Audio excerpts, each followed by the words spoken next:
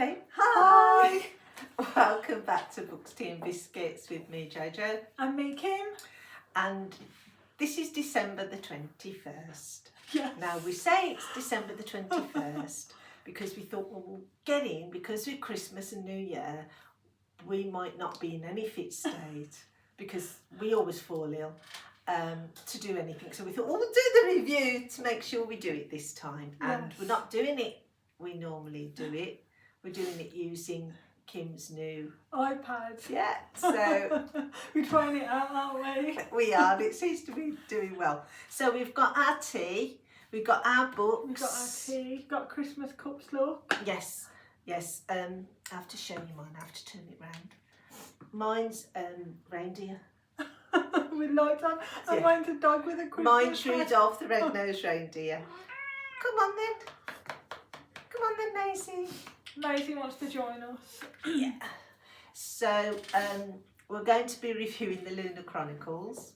But it's going to be a bit different. So usually we go between each other and review books that we've read. Or Joe reviews one, then me, then Joe, then me. But because we've both read all the books, we're going to do it collectively, aren't we? We are, yeah. We're just going to discuss what we liked about the books, about the plots, about the characters, but without giving too much away. So you can go away and read them and make your own minds up. Because they're really good books to read, and we don't want So to ruin it. And we all know what happens in fairy tales, so you This know. is the stack. So you got Cinder, Scarlett, Cress and Winter. So this one's quite fitting. The fourth one, the big one, is quite fitting for the this time of year. Right. So let's do the first one, Joe, which is Cinder. Cinder, So you can see which is that based here. on Cinderella. Yeah. And the Cinderella in this, she's called Cinder. Lynn Cinder, yeah. Lynn Cinder, yeah. And she's what you would call nowadays in the car industry, a technician. Yeah, mechanic. She's a mechanic, and she's very good at what she does. And she has a little secret. She's part cyborg. She is.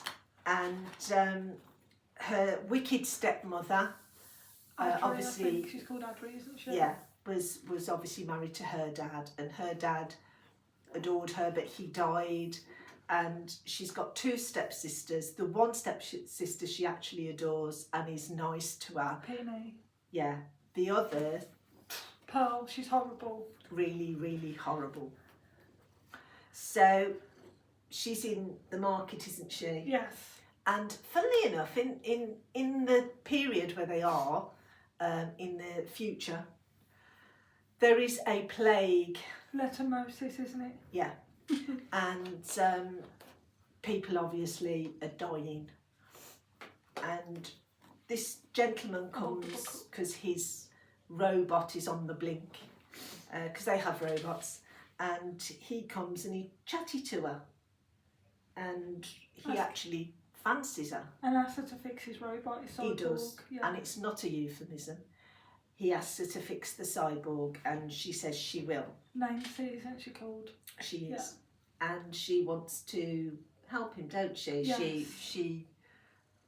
She likes this chappie. And what does she find out about this chappie? He's Emperor Kai.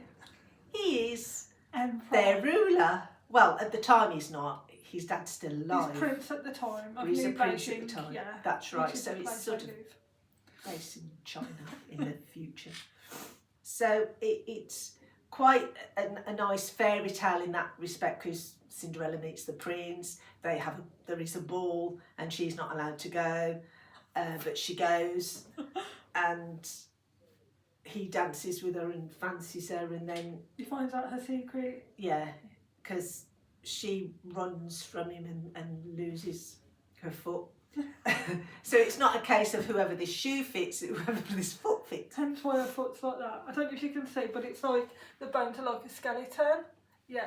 But they're cyborg bones. Aren't Yeah, they are. Bones are like a skeleton. Yeah, you know, like You know what I mean? you know, like the $6 Million Man. For those that know about the $6 Million Man, and the Bionic Woman. For those who saw the Bionic Woman with Lindsay Wagner, which Kim wouldn't have, because she wasn't around then. But you know, it's like that when you see, you know, the bionics, and that's what there is there, the bionics. It's very intriguing, this particular story, isn't it? Because her favourite stepsister gets ill, and for some reason she's blamed for it. Yeah, but also she never gets it. She never gets the disease. And they find out why. Yeah, but she may be part cyborg, but she's still part human. And she never gets the disease, does she? No. And she sits with her stepsister and she's willing her to live, and there is a cure, and they're being held to ransom about the cure, aren't they? But you find out that in one of the other books. Yeah. But with Cinder, it's still like the fairy tale, isn't it, in some respects? Yeah, because it's a Cinderella looking for a prince, isn't it? And Yeah. Technically he does go after her, but not in the way that Cinderella Prince does, because he comes to dislike her for the end of the book, and then for the part of the next one, it's not until probably the third book and most of the fourth book that, because of who she is and who he finds out that she is and what she needs to do to get her throne, which sort of tells you something because it turns out that the Lunar Chronicles is part of the world that she's from, but without giving too much away, he comes to be a knight in shining armour, doesn't he? He does. But she's comes to his rescue as well, doesn't she? And then it's really good, because even though it's focused on her, part the way through you learn about Scarlett. Yeah. And that's more the ending of the book. You learn about Scarlett, because she's another person that is crucial to the story, because they all interact with each other, and they're all important because they've all got a particular talent. They're all able to do certain things and they're good at them. And Scarlett can fly. Not literally. She can fly. She's very good at piloting. Yeah. Isn't she? But then so is Cinder, isn't she? Yeah, so what happens in this, isn't it? At the end of the ball, the one that Cinder's not meant to go to. Yeah.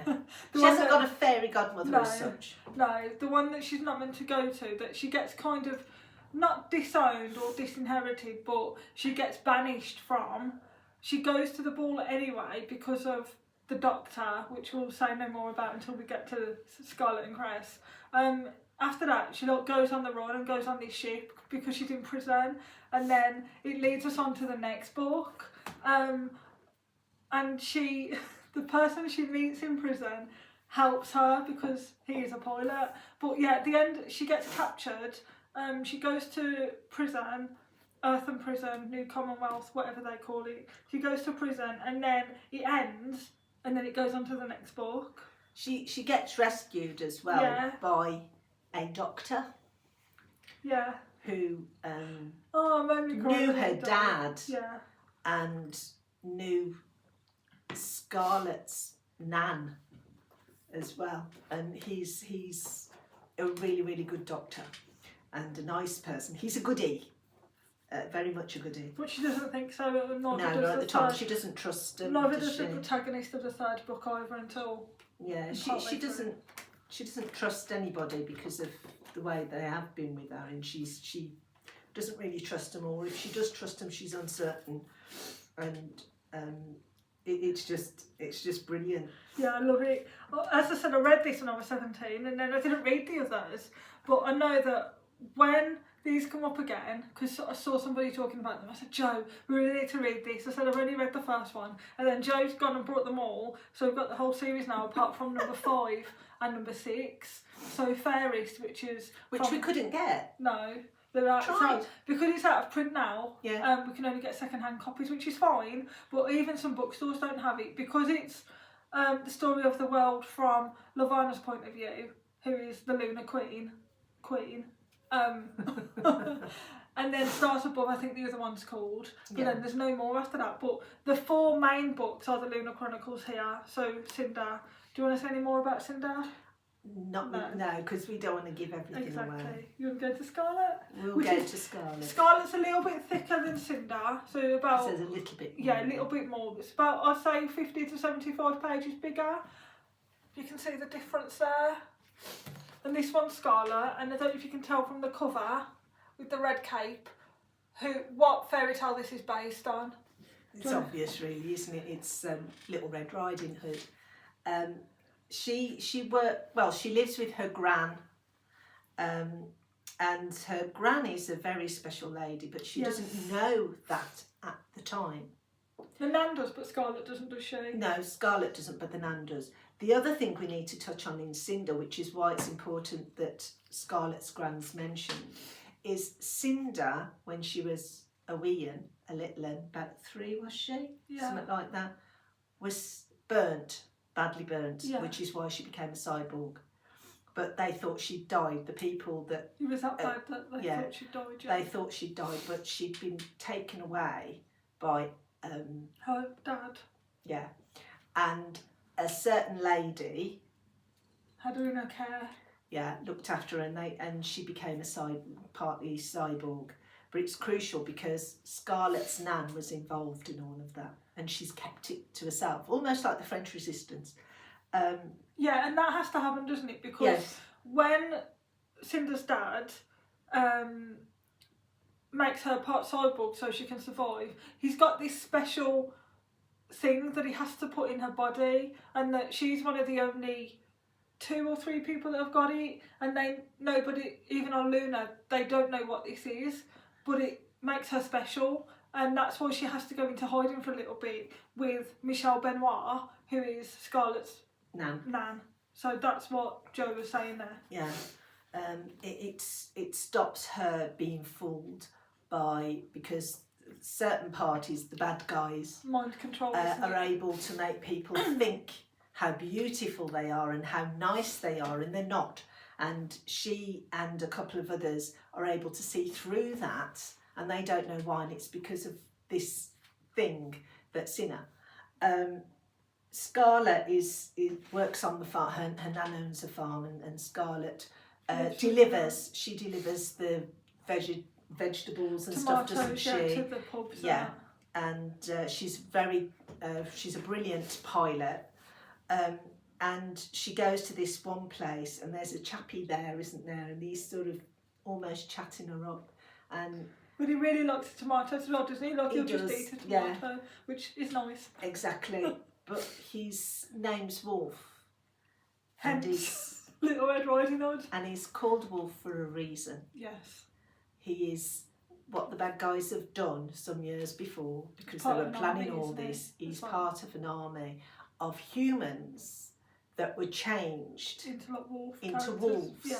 So you could say werewolves, but they're not werewolves.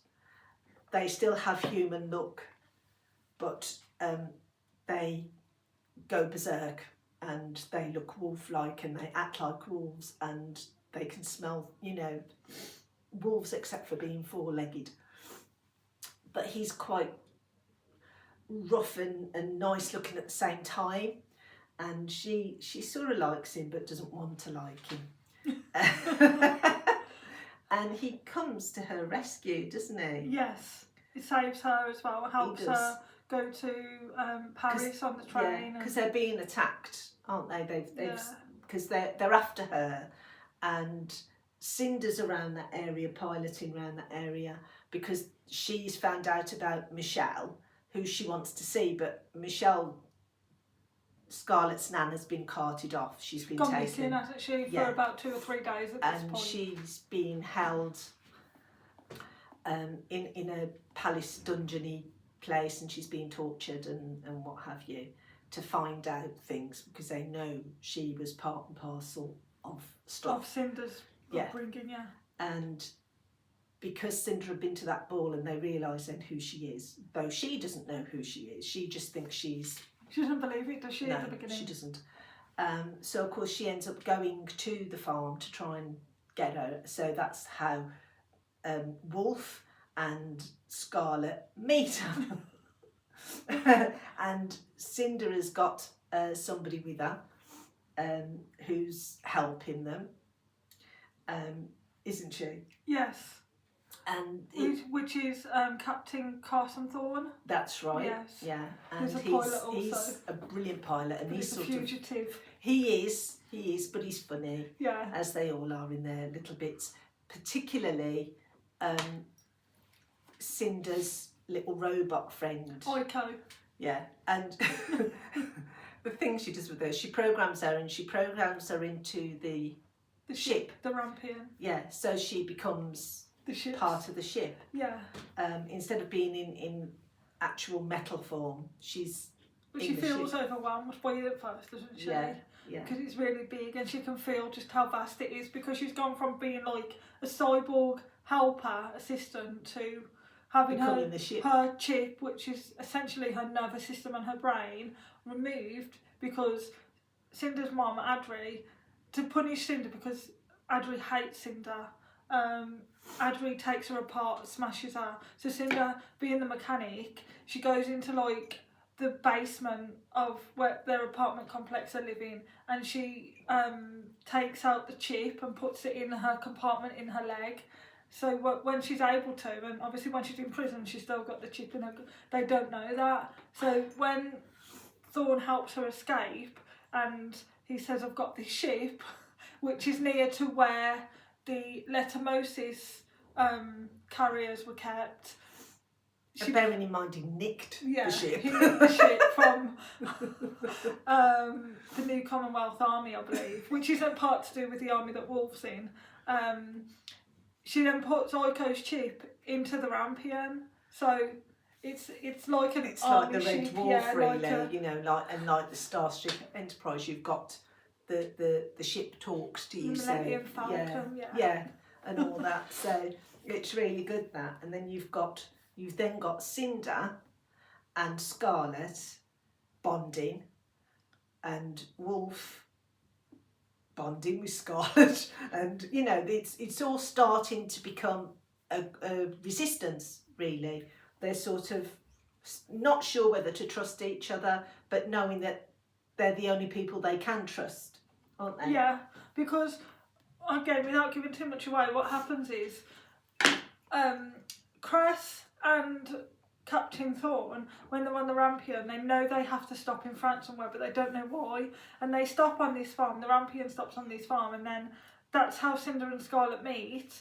And then there's certain little clues, and Cinder's starting to remember stuff, but Scarlett doesn't believe her, and then Scarlett finds out stuff about her nan, and then this whole past is brought up, and then Scarlett goes to this complex with Wolf, where technically Scarlett's kidnapped by Wolf's brother. I can't remember his name. Do you know what's his name? I can't remember. He was a nasty man. I'll put it here, just where my t-shirt is.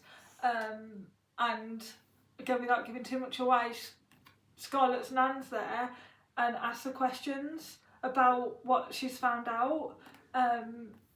But yeah, that leads on to them going back onto the ship, leaving the country, the world where they live, and going on to part 3. Yeah, with part 3, which is Cress, which again, as each book goes, each book gets fatter. As you can see, this is Cress, and because it's getting more involved. And it introduces new characters, but they're all essential to the overall tale of how Cinder's going to get what's rightfully hers. You get Cress sort of near the ending of this one, because she's sending messages out on their little handheld computer. Yeah, but it's not a phone. She's trying to do things in secret because she knows. The person that owns her, if you like. Just quickly show them the cover, Joe, and show them what it's, so see if they can guess what it is. Well, we have told them, but you see how long that hair is with the red ribbon. Yeah. And everything. So I don't know why they called her Cress when it's based on Rapunzel. Cressida, isn't it? Cressida. Oh yeah. So she knows how bad her owner is, and she's out in space, and she's supposed to be actually spying on these people. Yeah, because she's on a satellite, isn't she? and what she's trying to do is contact them to come and rescue her. She does have somebody who's sort of piloting and who works for the person who owns her. She does manage to get the message to them, doesn't she? Yes, on the port screen. Because he comes through just before Cinder's taken the chip off from Ico. She comes through just before she's about to go to the ball, and I think Cress is part of the reason why Cinder goes to the ball, because she said, I need to give you this warning, and it's from Cress. That's right, she does.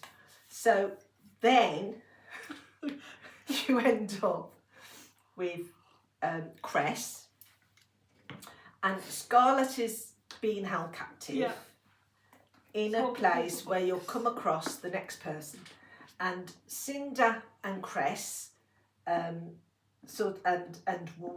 Wolf is in a terrible state because Scarlett's missing, and it's then that they realise that Wolf has got feelings for Scarlett. They fall in love. Yeah. Cress, it's Thorn, isn't it, with Cress? Yes. Yeah. So he likes Cress. Cress has got rid of her lovely long locks. But she's never been to Earth before, has she? No. And she goes to Earth in the desert, I think it's South Africa or something, with Thorn, and she gets a really bad infection and he really helps her, and during that time of her healing she falls in love with him, but he doesn't reciprocate, and then we get on to what happens next. So give a bit more detail into that one. Well, it is to do, basically they realise that they have to go to South Africa because Cinder mentions the doctor. The doctor can cure the disease, and so they decide they're going to go to the doctor. They'll be, plus he's expecting her. He says that she needs to go there, and when she's ready to go there, he'll be waiting for her. Yeah. So they make the decision to go there, but it's Cress and Thorn that end up going there, and they end up crashing, and they do get help from some nomady type people, but those nomady type people aren't what you think they are. They're not as good as you thought they were. No. And they're trying to take her back, aren't they? Yeah. Take her to some commune. Yeah. Well, take her somewhere where she doesn't want to go. So they are then taken, and Cinder ends up where the doctor is, and everybody is like in awe of Cinder because he's told all about her, and these are people that are also sort of against the reigning monarch, if you want to call her that, though she's not really the true queen. No. And they're against her, so they're sort of resistance type people, and they're with the doctor, and they're in awe of Cinder. They can't do enough for her, can they? No, Dr. Erland is his name, isn't it? That's right, yeah. So with Cressida, with Cress being taken away, so then they've got to rescue her. They've got to rescue Scarlett. But in that process, they paint the ship, don't they? So it's non-recognisable. That's right. And they I mean, it's just amazing the things they do with that ship, and they're all very good. And although Cinder can fly the ship, Scarlett is the best. Scarlett is the better pilot, but then so is Thorn. So him not being there, but Wolf can pilot, and Ico sort of tells them what to do, doesn't she? Yes. So it all. And Cress is the one that does the technical stuff, because she blocks their path from being discovered, so they can't be seen. She makes them invisible. They're not invisible, but from the army they're trying to flee from, she makes them invisible so they can't be tracked. She can see and receive the messages that they need to get from. She makes like special codes and stuff, so she's able and she can do also to infiltrate all the cameras in the palace, so she can help them that way as well. Now, when you come to the palace and you come to Scarlett, Scarlett is being kept quite well, considering, and she's become somebody's pet. Yeah. So she gets kidnapped, Scarlett does. And then on to book 4 now. Winter. Now, can anybody guess what winter's about? Because you've got an apple there. Or kind of like about Well, it's definitely Snow a White. princess and her evil stepmother. Does anybody know? 5, 4, 3, 2, 2, 1. Snow White and the 7 dwarfs. But there's no dwarves. No 7 dwarfs, is there? It's just... But again, you see, you don't need the other books to see how fat that is, really. Yeah, exactly. Look. Because Cress was fatter than Scarlett, which was fatter than Cinder, and Winter's fatter than all of them. Because everything comes to a climax in here. Yes, the war happens. It does. But Scarlett is living in the palace, and she's... As a prisoner. Yeah. Though she's not treated too badly, because she's Winter's pet. Yeah. And Winter tries to feed her cakes and help her She with does. painkillers and stuff. Yeah. Because Scarlett's been tortured, but she doesn't want none of it, does she? No, she doesn't trust anybody now, and she's not sure what to think of Winter, because Winter's sort of nice, but she's the daughter of the Queen, isn't she? I don't understand And that, but yeah. the thing is, she's in love with one of the guards Jason. of the Queen. Who has also betrayed all these people because he's the Thermitage's assistant. Thermitage is, again, second hand to the Queen. But he falls in love with Winter. So And he's been a protector for ages since she was a baby. He's always done stuff to stop her being harmed, even though it's meant other people being harmed. But because he's really in love with her now, and she likes Scarlett, so he decides he's going to help Scarlett. Yeah. And go against what he's supposed to do. Yeah. That's when it really starts, because you've got them coming from one area, looking and to help Scarlett. Yeah, rescue her. Wolf's not happy at this point, by the way, let's just say. No, he's not a happy bunny at all. And the thing is, when Scarlett gets to know Winter and realise it's Winter that's keeping her protected and keeping her fed and helping her, and she's managing to talk Jason into helping her escape, Scarlett wants Winter to come with them then. She wants to rescue Winter. So it sort of becomes part of it. Yeah, I'll come, but you've got to bring her as well, sort of thing. So they're all then against the royal, if you like. During all this time, what Kai doesn't know is this is all, they're determined to get an army, aren't they, to rescue him. Yes. And the planet. Because so what's happened at this point is Kai's there in this as a big character when he was in Cinder, but then he wasn't in the others, but he's a big character in this one. And it's because the current Lunar Queen wants his hand in marriage and have an alliance with him, but she doesn't know that he's there to deceive her, betray her, because he knows who Cinder is. Now he does. He falls in love with Cinder now. So the thing is, he's agreed, because she says she's got a cure for this lettermosis, yeah, and she's had the cure since it started, because they started it. The fee for it is that he's got to marry her and he's got to make her his queen. Yes. So his helper, his buttons, if you like, is sort of trying to help things get delayed a bit. So they're coming up with all the excuses under the sun why the wedding can't take place yet. And of course she then gets all the creatures, the people that have been chemically changed into wolf type. So they've got the long teeth, they've got the long claws.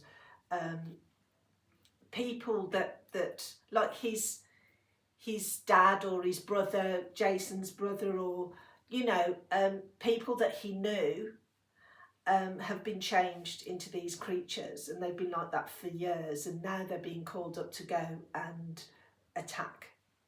And so Kai then agrees, okay, we'll have the wedding and we'll, you know, but he knows deep down that she's aiming to kill him so she would then power the world. But they didn't expect Cinder, Scarlett, Cress, Winter, and the lads and the guys, you know, the princes and their love interest to bond and create an army from people. And it's quite a powerful army with their skills and everything. Yeah. And because of who Cinder really, really is, she doesn't expect what's about to happen. And that's why part of the book is mainly the war. And then there's a lot of it. There's a bit of it where you see it's all building up and why, and then the great big chunk where the actual war, and they describe the fighting and in certain areas what's happening there and whatever, and then a tiny bit at the end. But it's really good. I was reading these and I was like, Joe, which part are you on? Which book are you on? Because obviously Joe would read it and then give it to me, so she was already ahead of me, and she's like, have you read Winter yet? I'm like, yeah, I'm getting onto it. So Joe read this. Joe's read this for about 3 months, 2 months, longer than that. How long? I've got them. And I finished it last month. Oh, I read it ages ago. Yeah, but I think it took me a day. A day to read that, and how many pages is it? I'll give up. It's a time. Something like that. Might have been a couple of days. I haven't got my journal That's okay. with me. 823 pages. That's well over a tome. Well, yes, it's really good. It's so captivating. And you don't want to put, especially when the war's on. Yes. I mean, you're captivated by this anyway, but the description of the war and what happens and all the characters in this. How they all come we like character together. build-up anyway, don't we? So we like a background of the character, and we definitely get a lot of it in this. But this one, how it all comes together. I've dropped a book. God forbid. Right. God forbid. That's all right. You're forgiven.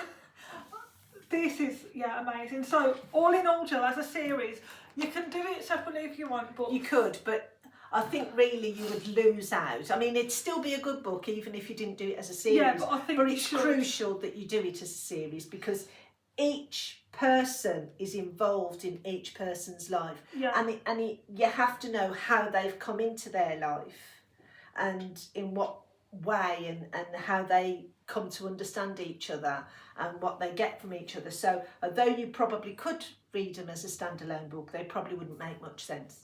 The only thing I wish that would happen, it's just me being picky again, the type of person I am, when you put the spines together, I wish it made like a pattern, or there was at the palace or something on there, do you know what I mean? Maybe the word fairy tale or something. Or lunar, or... Yeah. Because I like the I know fonts. what you mean. I like the fonts. Yeah, you just like things being, you know, yeah, you've got them up so that it shows them like Agatha Christie or... So let's try it the other way, because when they're on your shelf you go left, because you read left to right, don't you, in this country? No, it still doesn't make a picture. Sorry, Joe. It still doesn't make a picture. Well, it's not meant to, I don't think. No, but I wished it did. Because some of the Agatha Christie books, it does her signature, doesn't it? Yeah, I know, but those are special ones. I suppose maybe the hardback ones do. Not necessarily. Because I've got the US ones are different covers, you see. Yeah. But yeah, what stars do you give that? You're going to do it individually or as a series? Well, even individually, it'd be 5 out of 5. Yeah, they all get 5 from me. So if we're doing it as a series, you're going to bite me in a minute, aren't you? If we're doing it as a series and they've all 5 out of 5, ouch. 20 out of 20. Then it's going to be 20 out of 20. Well, yes, Marissa Meyer. I knew you'd bite me. Marissa Meyer, who's the author, we absolutely love this series. We do. So, yes, we love that. It's just upsetting we couldn't get the little ones, you know. Yes, like book 1.5 or 4.5 or something like that. But we couldn't get it. But it's not the first time we've not been able to get a book that was... No, I'll still try and look for it, and then we'll have to do it as a separate review later on next year. Yeah. But yeah, we'd love to see what her point of view is. The story from her point of view and how she became how she is. Because she fools people in deceiving in the way she looks and things like that. I don't want to get into too much, but she can... No, because we don't want to ruin No, she can do what's called a glamour, so she looks like a certain thing, but like she can make herself look like. Absolutely beautiful. Yeah, and people think she's really nice and kind when she's obviously not. And if you saw her for what she was, which was if you saw, because you know you get people sometimes and they're really lovely and someone will say that's what they like on the inside. She may look attractive, but on the inside she's horrible. So when she puts on the glamour, she looks exceptionally beautiful. So they think she's nice. She's a cow. Yeah. Or rather, evil and nasty. Yeah. So that's our quick review on that. We tried to give as much info as we could without giving too much of the story away. Sorry. No, sorry. Maisie wants her treats. We've swapped Christmas presents. What else? We've been out for lunch today, haven't we? We have. We've been out for lunch. We kind of wanted it to be like a Christmas dinner, but it didn't turn out that way because because we're both vegetarian as well, it's kind of hard for places to find a place that does a vegetarian Christmas dinner that's got a space at the moment anyway. But the carvery that we usually go to, which is in Sutton Park, is temporarily closed down because it's no longer going to be a Toby carvery. It will reopen as a steakhouse, I believe. Great. So yeah. So for January, what are our plans for that? Because we're going to a theatre show of Murder on the Orient Express. We are, but that's at the end of the month. That's at the end of the month. The So 31st. what are we reading for that? Well, I've got an idea because The Housemaid is being turned into a film. I need to read The Housemaid. You do need to read The Housemaid. Housemaid. So I'm going to read, that's going to be one of my reads for January, I think. That's good. There is another one by the same authoress. Frida McFadden, yeah. And it's a follow-on, which I haven't got at the moment, and I keep meaning to get it. I keep going into the works. I'm going, shall I get it? Shall I get it? No, I won't get it. But I will get it. She will get it now. And, and I'll read that. Because I've read 2. Yes, so if I read them, at least commit to the 2 for January, because we've got a busy month. We're going to do a location as well, aren't we? So we've got the theatre coming, which we'll try and vlog as much as we can, and then we're going to do a location and take a book with us and read either something that's based in that location or read something that is to do with that location or where the author was staying when they did. So we've got that one, and then I'm going to do the 2 for Frida McFadden. Yeah, because I've read You've those read them 2. already, and I've just got to read the 3rd one. I've got them, haven't I? You've have, given them, yeah. Yes, I think they're on my bookshelf. So I've got to get the 3rd one, and then I'll read that, and then you can read that. So what's going to be your other read? Because we've got the location on which we've got to decide on, which we don't know what that's going to be yet. I'm going to do the 2 housemaid ones. That'll be my 3 for January. Yeah. So my other read. So I'd have to do 2 more, wouldn't I? Commit to at least 2, yeah, so that we can do 2. That's fine, because I can cheat. Already read it? I've already read them. Which one? I See You. Yes. I finished that the other day. And the other one is The Fury by Alex Michaelides. Yes, that's actually good, isn't it? That's a brand new book. That's a new one. It's hardback. It came out this year. I got it when I was in Newport. Was it Newport or were we in Milton Keynes at the time, having a look round? Oh, we went to Milton Keynes because, you know, I like Cats in Space and that's where they were playing. So me and my friend Pamela, who's in Newport, hello Pamela. Hi. We went to Milton Keynes. No, it wasn't Milton Keynes. It was Newbridge, which is also in Wales. And we had a look round and we come across this little charity shop and there it was. Brand new book out this year and it only cost me 50p. That's good. So I've read that. So those will be my 3. I'll get the other Frida McFadden one. But then, do we not need to read Murder on the Orient Express ready for the theatre show? Well, I did the review on that last time. Oh yeah, we have. We've done that one already. We're just gonna... We don't want to repeat it again. Exactly. But we can discuss the play. When we've been. Yeah, that would be great to discuss the play. And it's on at the Alexandra Theatre. In Birmingham. Birmingham, and it's had quite a lot of good reviews. We will do. It's an and one of the actor playing Hercule Poirot is Michael Maloney, which you'll have seen in quite a few things. He's been in Lewis, he's been in Agatha Christie things, and he's been in quite a lot of stuff. Good actor. So I'm looking forward to seeing him as Hercule, because he's somebody different that you wouldn't look at as doing Hercule Poirot. No, I just always want but the person I've to seen get clips, to show. Yeah. and he's really good.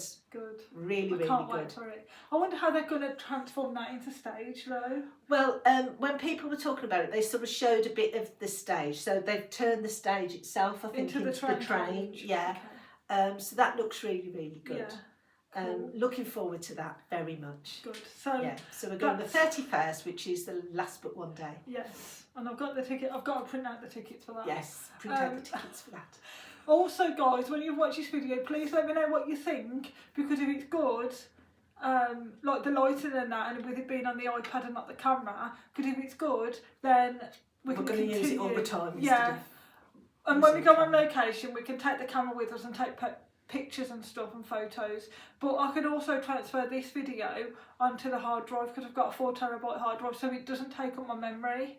That's brilliant. So let us know what the video quality's like and what the lighting's like, and if you can hear us okay, because if you can't, then I won't do it again. It's just because I got my new iPad yesterday, and I said to Joe, instead of us charging the battery and having to remember the memory card all the time, if this works, we'll continue to do this, and it's easy, it's portable then, I can take it with me.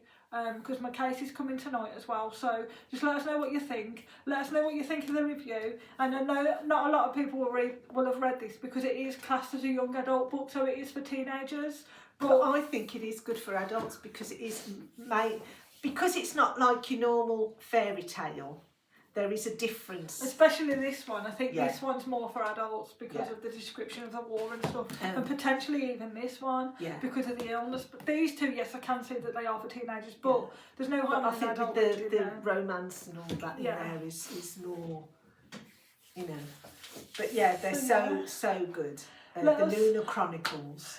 Let us know what you think. Let us know if you've read the books, if you like our review, and let us know what you're currently reading as well. If you want to contact us on Facebook, that's Joe that runs that. Send us a message or ask us a question. If you want to contact us on Instagram, I run that. I upload the pictures. Let us know or ask us a question, and then we both run the YouTube, and we'll answer as many questions as you can. Leave a comment down below, but the comment can be within reason. We won't answer anything that's too personal or too out there really. So yeah, we hope you've enjoyed it. Take care, guys, and we'll see you in the next video. Have a lovely Christmas. Yes, and a happy great Christmas, New Year. and have a very good New Year. And I'll try and put a jingle in this video if I can for you. Bye.